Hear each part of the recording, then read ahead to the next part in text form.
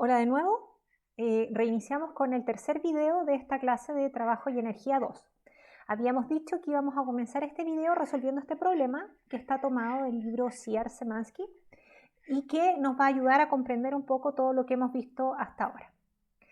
¿De qué se trata este ejemplo? Este ejemplo se trata de un hombre que está tratando de subir una caja de 12 kilos hacia la puerta de un camión a través de una rampa. Ya tiene que deslizarla a través de la rampa para que llegue a la puerta del camión. La caja tiene una masa de 12 kilos y el largo de la rampa son 2,5 metros, con una inclinación de 30 grados con respecto a la horizontal. El hombre toma la caja y calcula que debe darle un empujón para que llegue hasta el final de la rampa, de tal manera que él calcula que si esa velocidad inicial es de 5 metros por segundo, debiera alcanzar la caja llegar a la puerta del camión, o sea, a recorrer los 2,5 metros de la rampa y alcanzar una altura, ¿cierto?, que es esta de 1,25 metros, para llegar justo a la puerta del camión. Esos son sus cálculos. Sin embargo, cuando lo hace, se da cuenta que la caja alcanza a recorrer solo 1,6 metros en la rampa, alcanzando una altura de 0,8 metros, tal como lo indica el diagrama. Y que al llegar ahí, la caja se detiene y se devuelve hasta la base. Entonces lo que vamos a tratar de contestar ahora es ver por qué calculó mal el hombre. ¿Qué fue lo que no consideró que en el fondo la caja no hizo lo que él esperaba que hiciera? Entonces, para poder verlo, vamos a tratar de resolver el problema. Y ahí vamos a ir viendo entonces qué son las cosas que pueden haber pasado. Lo primero es que vamos a ver que nuestros datos iniciales son que en este punto 1, al inicio, en la base, tenemos una velocidad de 5 metros por segundo y vamos a considerar la altura como 0 en ese nivel. Vamos a poner nuestra referencia de 0 para la altura a nivel del suelo. Nosotros sabemos que la energía mecánica en el punto 1 será igual a la energía cinética en ese punto más la energía potencial en ese punto. Pero dado que fijamos el I0 en ese punto en la base, vamos a tener que la energía potencial vale 0 al inicio del movimiento y que la energía mecánica está solo en su forma de energía cinética. Como sabemos la velocidad y la masa del cuerpo, podemos calcular esa energía mecánica y esa energía mecánica en el punto 1 tiene un valor de 150 joules. Hasta ahí vamos súper bien. Con esa energía inicial entonces nosotros nos podemos preguntar hasta dónde podría subir la caja, ¿cierto? Y para poder responder a esta pregunta nosotros vamos a tener que hacer nuestros propios supuestos. Y el supuesto que vamos a hacer es que solo actúa la fuerza de peso. Una vez que el hombre le dio el empujón y la caja quedó con 5 metros por segundo, vamos a asumir que de ahí en adelante solo está actuando el peso, ¿de acuerdo? Y si es así, habíamos visto en nuestras diapositivas anteriores, en el video anterior, que la energía mecánica tenía que conservarse. Por lo tanto, la energía mecánica que acabo de calcular en el punto 1 debe ser igual a la energía mecánica al final del movimiento, e igual a 150 joules, que es lo que acabo de calcular, ¿cierto? Entonces, si la energía mecánica al final debe ser de 150 joules, eso significa que la cinética al final del movimiento más la potencial al final del movimiento deben sumar 150 joules. Pero yo sé que al final del movimiento la caja se detiene, ¿cierto? Por lo tanto, su energía cinética al final del movimiento va a ser 0. Sin embargo, toda la energía mecánica va a estar en su forma de energía potencial. Por lo tanto, la energía mecánica final va a ser igual a la masa por la aceleración de gravedad por la altura final. Y eso debiera ser igual a 150 joules. Por lo tanto, 150 va a ser igual a 12 por 10 por I final, lo que me da un valor de altura final igual a 1,25 metros. 1,25 metros, noten en el dibujo que es efectivamente la altura en la base, en la entrada del camión, o sea, al final de la rampa. Entonces, ¿por qué no llegó con esa velocidad inicial hasta la entrada del camión? ¿Por qué no llegó hasta el final de la rampa, donde la altura es 1,25 metros? ¿Por qué se detuvo a los 0,8 metros, habiendo recorrido solo 1,6 metros de la rampa? ¿Qué fue lo que pasó? ¿Qué se detuvo antes?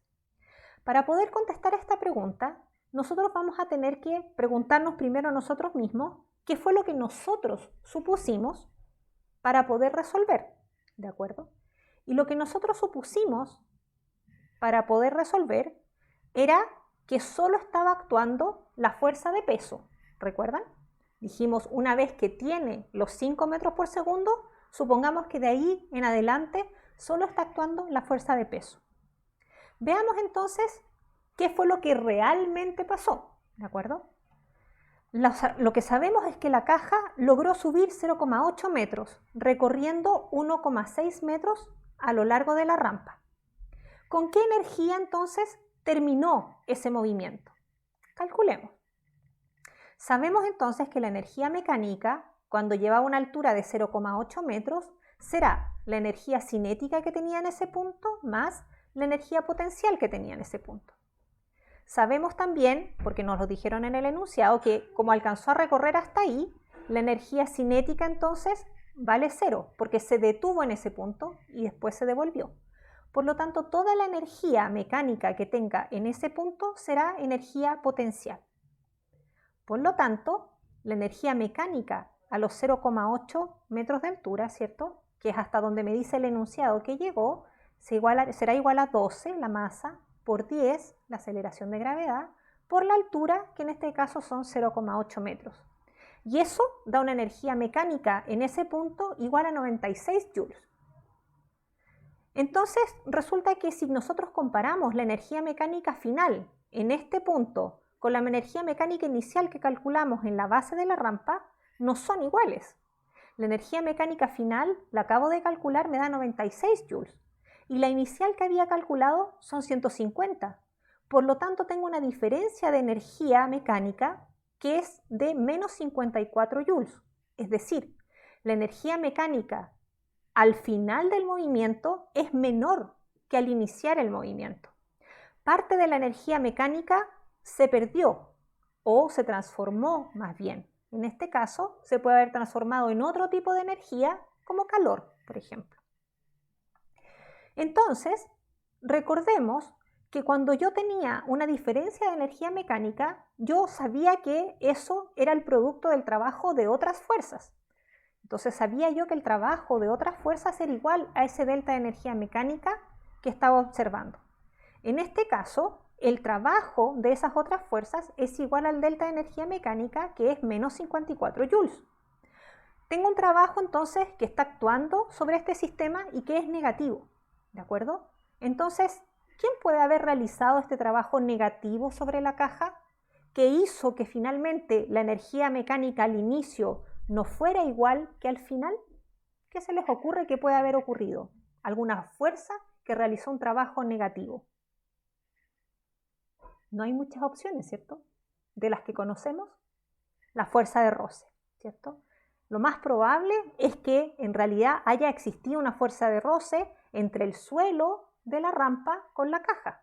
Una fuerza de roce que actuó sobre la caja que hace que el supuesto que nosotros hicimos de solo actúa la fuerza peso sea falso, porque estaba actuando la fuerza de peso y la fuerza de roce, ¿ya?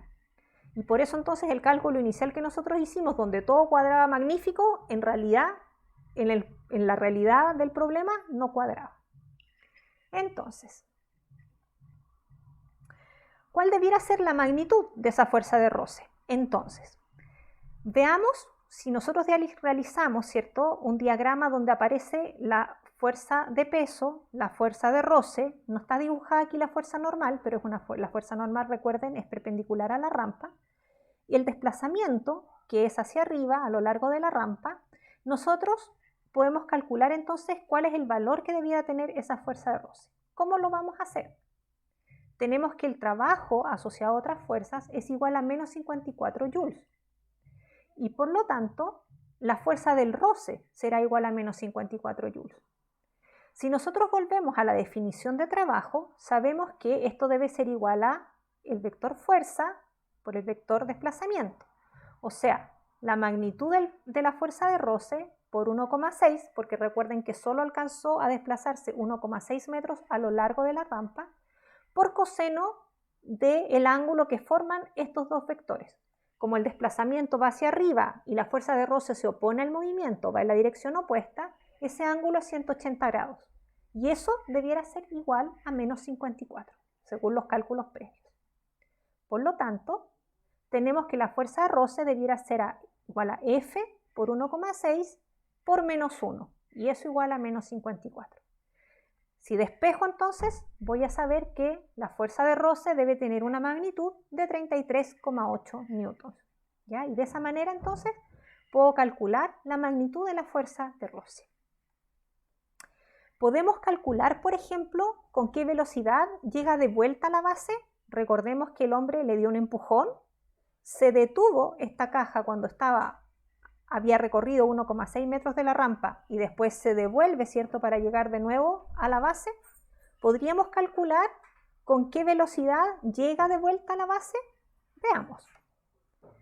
Para eso nosotros vamos a considerar, ¿cierto?, que el trabajo del roce es igual a la diferencia de energía mecánica entre los dos puntos que estoy considerando. En este caso vamos a considerar el punto 3, que es el punto de llegada a la base, y el punto 2, que es el punto donde empieza a devolverse la caja, ¿de acuerdo? Entonces, el trabajo del roce entre esos dos puntos será igual a la diferencia de energía mecánica entre esos dos puntos. La energía mecánica, no olvidemos, es igual a la energía cinética más la energía potencial. Por lo tanto, tenemos que la fuerza de roce será igual a la cinética más la potencial en el punto 3 menos la cinética más la potencial en el punto 2. Si desarrollamos esta expresión, nos damos cuenta de que al llegar al punto 3, ¿cierto?, como llegamos a la base donde habíamos definido nuestra altura como 0, tenemos que la energía potencial debiera ser 0, ¿cierto? Tenemos también que en el punto 2 la caja empieza a bajar porque llegó a velocidad 0. Por lo tanto, esa velocidad 0 implica que la energía cinética en ese punto es 0. Por lo tanto, el trabajo del roce en este caso será igual a la energía cinética en el punto 3 menos la energía potencial en el punto 2. ¿De acuerdo? Y si calculamos esto, entonces vamos a ver que nos queda 1 medio por 12 por V3 al cuadrado menos la energía potencial a los 0,8 metros de altura, que es 12 por 10 por 0,8. Si despejamos, ¿cierto?, vamos a llegar a que V3 al cuadrado debiera ser igual a 7, por lo tanto, la velocidad con que llega de vuelta al punto 3 es 2,6 metros partido por segundo. ¿De acuerdo? Note, ya, algo que es importante, que la velocidad con la que llega de vuelta a la base es 2,6 metros por segundo, que es menor, mucho menor, a la velocidad con la que empezó a subir. Es casi la mitad, ¿ya? Empezó el movimiento con 5 metros por segundo, llegó hasta 1,6 metros a lo largo de la rampa, se devolvió y la velocidad con que llegó al punto 1 es de 2,6 metros por segundo. Esa diferencia de energía cinética que yo observo en el mismo punto, solo que cuando vuelve, se debe al trabajo negativo de la fuerza de roce y a la pérdida, como vimos recién, de energía mecánica. ¿De acuerdo? No se olviden que la fuerza de roce realiza trabajo tanto cuando la caja sube como cuando la caja baja. ¿De acuerdo? Por lo tanto, el trabajo total de la fuerza de roce será durante la subida y durante la bajada. Y podríamos haber resuelto este problema olvidándonos de este punto 2 y haberlo considerado como recorriendo 1,6 más 1,6 por la fuerza de roce que habíamos calculado. ¿De acuerdo? Mientras recorra, aunque llegue al mismo punto de vuelta, aunque yo parta del punto 1, suba y vuelva al punto 1, como la fuerza de roce tiene que ver con cuánto yo me desplazo, ¿cierto?, a lo largo de la rampa, va a contar todo el camino de ida y todo el camino de vuelta, aunque vuelva al mismo punto, ¿sí? Y eso también nos va a servir más adelante en esta clase. Entonces, analicemos energéticamente qué fue lo que pasó en este problema. Nosotros teníamos que en el punto 1 yo tenía una cierta cantidad de energía mecánica que estaba toda en su forma de energía cinética, ¿cierto? Que fue cuando el hombre soltó la caja. a 5 metros partido por segundo. En ese punto 1, ¿cierto? Yo tenía una velocidad inicial de 5 metros por segundo, tenía una altura que yo había fijado en 0 y por lo tanto una energía mecánica total que era igual a 150 joules. En el punto 2, que es el punto máximo de máxima altura a la que llegó la caja, yo tenía una cierta energía que era menor que en el punto 1. No tenía energía cinética, pero sí tenía una cierta cantidad de energía potencial, igual a la cantidad de energía mecánica en ese punto, pero de nuevo, menor que a la del punto 1, ¿sí? En ese punto yo tenía una velocidad 0, de donde la energía cinética 0. Tenía una altura de 0,8 metros y tenía una energía mecánica de 96 joules. Como pueden ver, menor que los 150 que tenía en el punto 1. En el punto 3, que es el punto de regreso, ¿cierto? Es de nuevo el punto de la base, pero cuando estoy terminando el movimiento de vuelta, tengo también una energía mecánica que es menor a la anterior y menor a la anterior. Tengo una energía cinética, que es igual a la energía mecánica, y una energía potencial 0 porque volví a la base donde yo definí mi altura 0. En ese punto tengo una velocidad de 2,6 metros partido por segundo, una altura de 0 y una energía mecánica de 42 joules. Entonces podemos darnos cuenta aquí perfectamente que lo que tenemos es que partimos el movimiento con 150 joules que estaban todos en su forma de energía cinética y que producto de la fuerza de roce esa energía disminuyó a 96 joules, ¿sí? Y que cuando se devuelve, todavía recorriendo una superficie rugosa, esa energía vuelve a disminuir para terminar en 42 joules con una velocidad que es menor con la que partió. ¿De acuerdo? Entonces, en este ejemplo podemos ver bien cómo hay una evolución de las energías cuando tenemos una fuerza disipativa como es la fuerza de roce.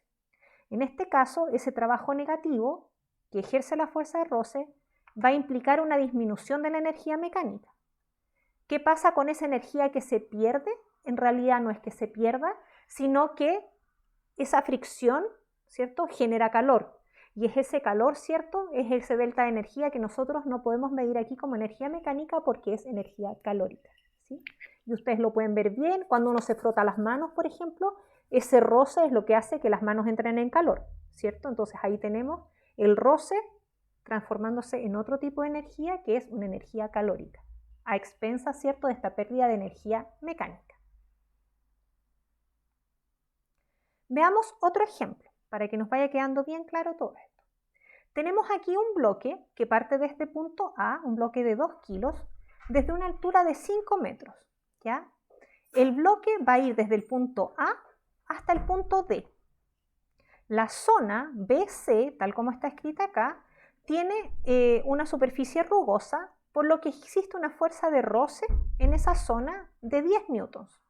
Y la pregunta que debemos contestar es ¿con qué velocidad llegará el bloque al punto D, al final del movimiento? ¿De acuerdo? Entonces, partimos desde A, bajamos, atravesamos por una zona rugosa que va a presentarnos una fuerza de 10 newtons para llegar al punto D. ¿Con qué velocidad llegaré al punto D?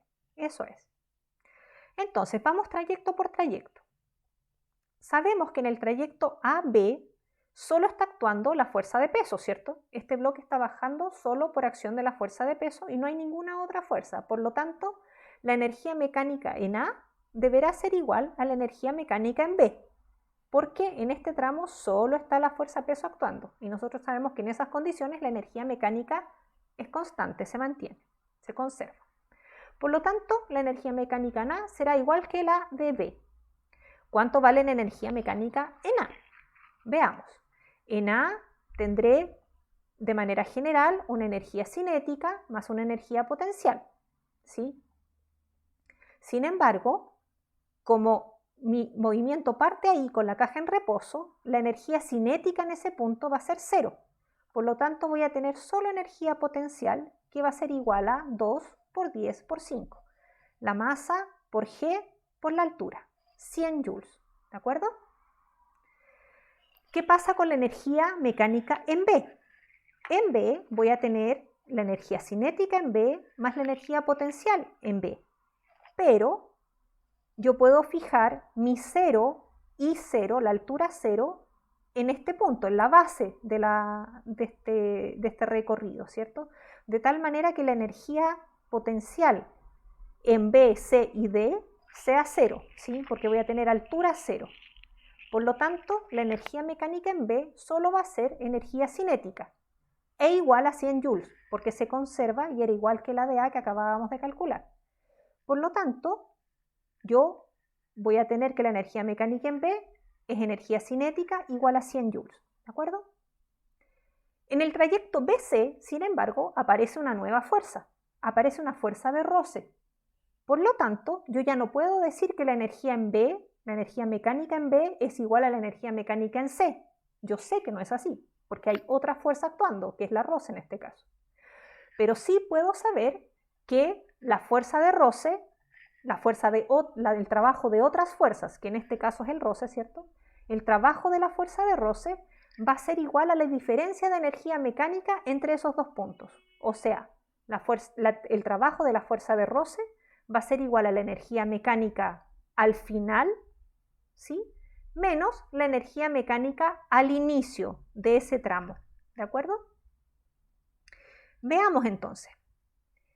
La energía mecánica en C, sí, va a ser cinética, porque ya aclaramos que las energías potenciales en ese tramo, que están todas a la altura 0, son 0. Por lo tanto, la energía mecánica en C será solo cinética, 1/2 por m por bc al cuadrado. La energía mecánica en B, ya lo habíamos determinado, era 1/2 por m b sub b al cuadrado. Y eso tendrá que ser igual al trabajo de la fuerza de roce, que es la fuerza de roce por la distancia recorrida por el coseno de 180, que es menos 1. ¿Ya? Recuerden que es coseno de 180 porque el movimiento va en esta dirección y la fuerza de roce va en la dirección opuesta, ¿sí? Entonces tenemos que la energía mecánica en C menos la energía mecánica en B, o sea, la energía mecánica al final de ese tramo menos la energía mecánica al inicio de ese tramo, tendrá que ser igual a la fuerza de roce por D por menos 1, lo que es igual a menos 40. ¿De acuerdo? Porque es 10 por 4 por menos 1. En el trayecto CD desaparece la fuerza de roce, ¿ya? La fuerza de roce solo estaba presente en el tramo BC. Por lo tanto, en el tramo CD vuelvo a tener conservación de la energía mecánica y por lo tanto la energía mecánica en C deberá ser igual a la energía mecánica en D. Por lo tanto, me voy a correr ahí un poquito, la energía mecánica en C será igual a la de D menos 40 y eso será igual a 100 menos 40 igual a 60 joules. ¿Ok? De esta manera entonces yo acabo de determinar cuál es la energía mecánica que voy a tener en C.